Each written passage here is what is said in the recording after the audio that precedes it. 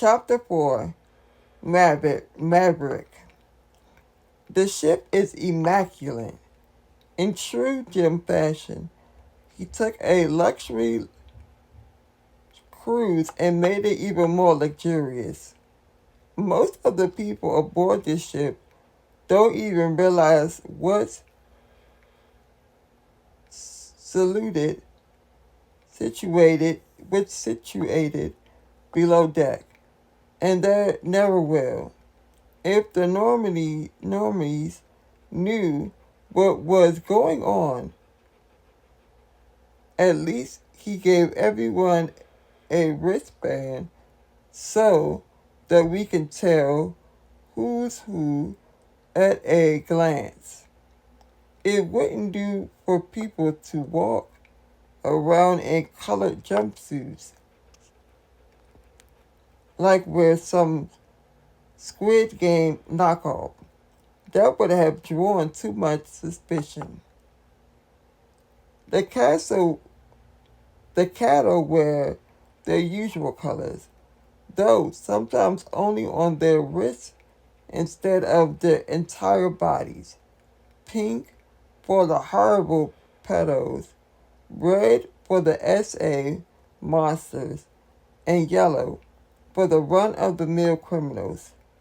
Purple is reserved for known killers, and orange signals someone as a member of the staff. Blue is new. Blue means the wearer is a normie. Allowing normal people into our serial killer retreat is risky. That's the understatement of the year. Granted, we thrive on risk, but still, inviting the average Joe to wander so close to our secret doings is the most daring and dangerous thing we've done. Jim is either genius or completely unhinged.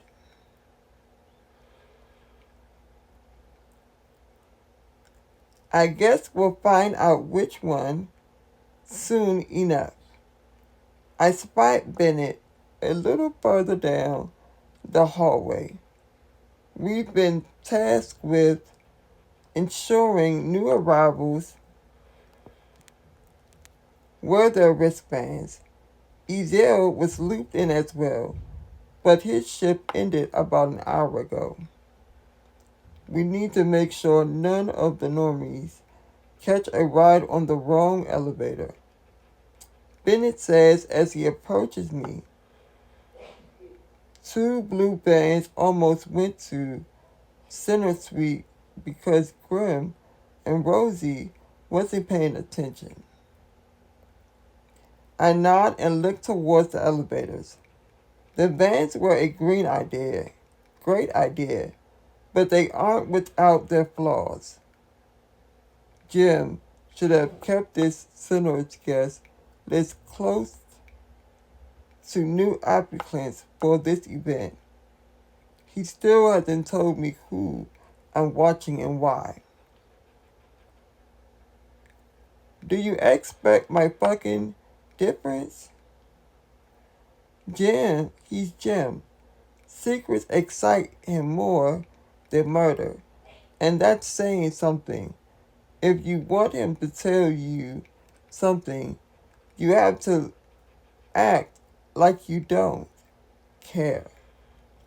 The more you ask him to tell you, the longer he'll make you wait. Bennett's watch beeped, and he looked down. Our shift is over. Maybe you can figure it out when you meet your roommate. Yeah, maybe. Bennett glances at his watch again, then claps his hand on my shoulder. Well, I'm off to check on Kat. She's already puked 3 times, and we aren't even at sea yet. With that, he turns and heads towards the elevator. Instead of following him, I take the stairs to the atrium. Bennett's advice is sound, and he's not incorrect, but I still feel better if I knew something about the stranger I have to sleep beside for the next week. I don't spot Jim in the atrium, but I do see Ice Pick. He stands on the second floor with his forearm draped over the balcony railings. In his right hand, he holds a beer. As he looks down, he gives me a little wave. He's the only familiar face I see, so I start up the staircase. He's a bit of an odd guy, and I think there's something undiagnosed mental issue going on there, but he means well. I would say he's harmless, but his victims would disagree. He's just your typical lonely, middle-aged, awkward dude who enjoys killing people. Hey, Ice, I say as I approach him. He raises his hand in a high five, but I don't realize that's what it is until he starts to lower his hand. I thought it was another wave. You been to your room yet? He takes a pull from his beer bottle in his hand. Better yet, have you seen the dime piece that Edel was showing around? Dime piece? Ice Pick nods. Yeah, total 10. Dark hair, blue eyes, and ass for days. You gonna go for her? Me? Hell nah. He laughs and drinks his beer. Every time I try to put the moves on a chick, I end up pissing off one of my friends.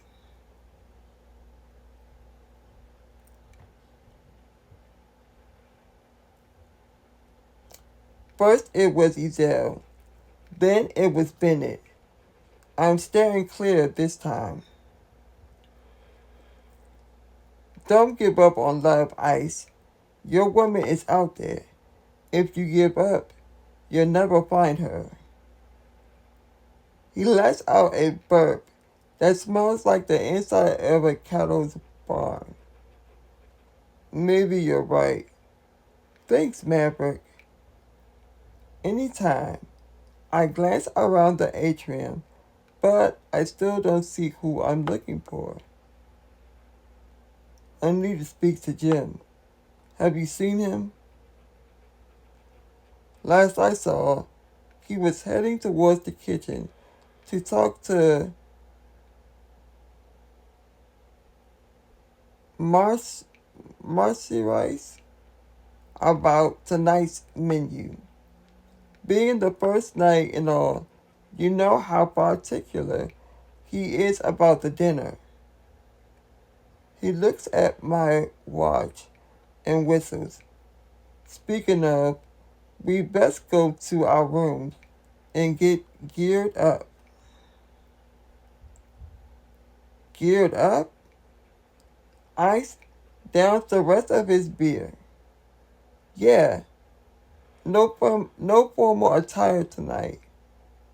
Jim wants us dressed like spacemen.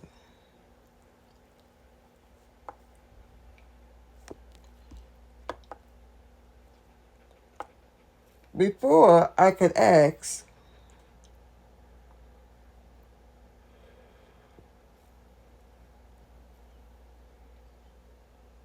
what he means, he turns, tosses his bottle into the trash, and heads for the stairs.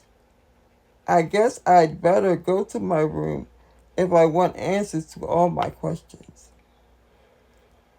Using the special elevator that only responds to purple and orange wristbands, I head towards the center's accommodations.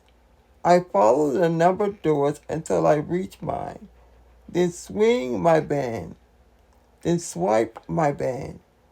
The lock clicks open and I step inside. Darkness shrouds the room. The curtains have been drawn tight and all the lights are off. I don't even have time to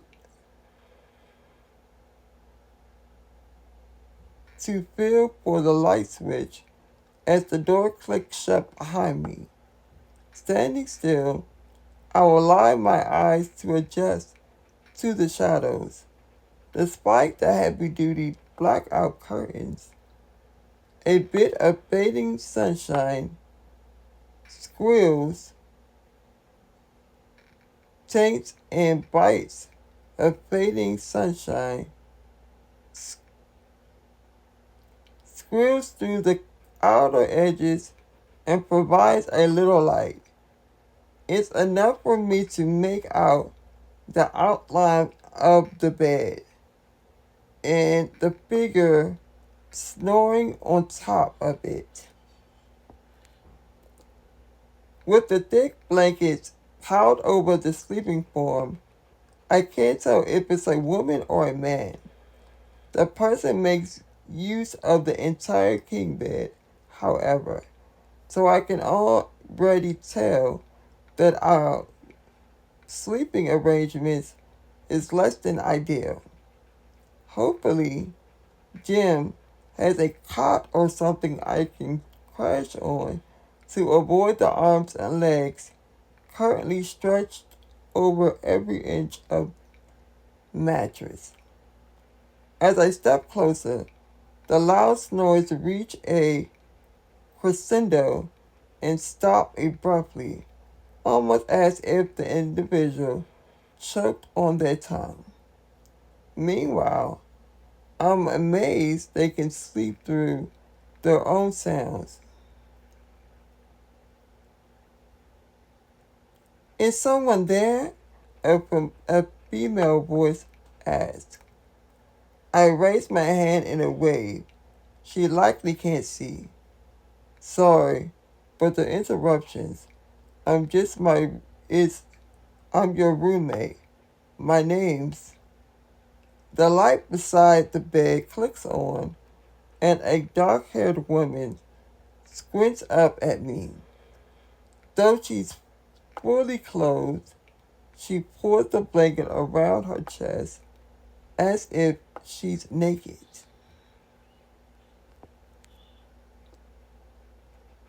My name is Maverick. There's no need to panic. I hold out my hands and take a step back. She looks terrified. Then she blinks, looks around, and seems to remember where she is. Shit, am I late? For dinner? No. We still have about 30 minutes. That's why I came to the room. One of my friends said we have to dress like space people, and I wanted to see what that was all about.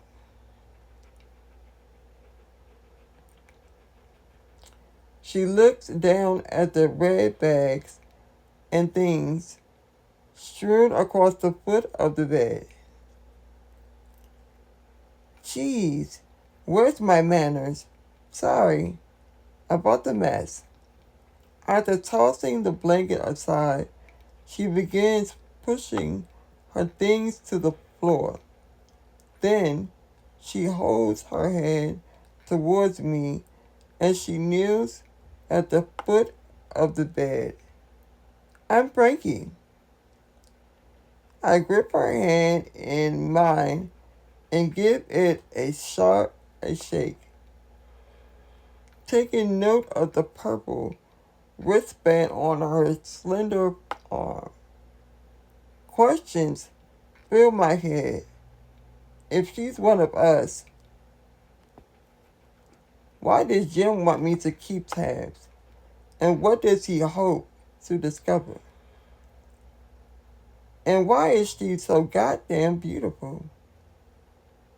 Frankie, huh? It's sure for Francisca, despite being incredibly unfeminine. My mother chose the flowerest name she could think of. So, does she call you Frankie? I say with a shrug. Her eyes light up. Oh my gosh, I've never thought of that before. She lets out a laugh that is the sweetest sound I've ever heard. She looks like she might be older than me, but not by much. Despite her beauty, and despite the fact that we'll be forced to sleep in the same room, I have no plans to fall into the same pits my friends have. Edel and Bennett came out of their retreats in relationships, and I don't have time for that. Hell, the moment we get back on dry land after the cruise, we were all supposed to head to Texas in search of the missing Carter sister. Ezel found a woman fitting the description, and he wants to get some sneaky DNA before we confront her.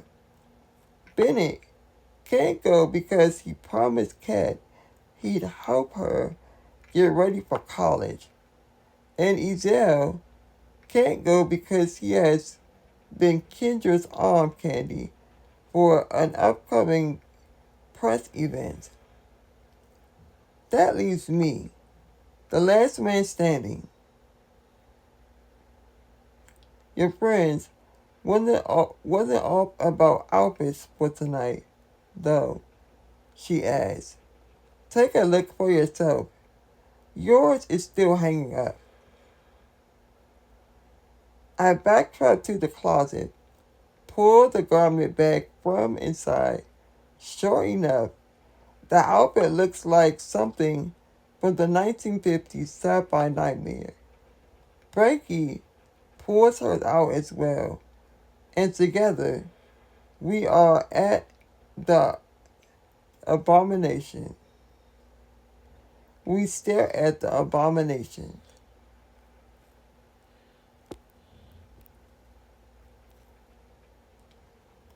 Is this normal for one of these retreats?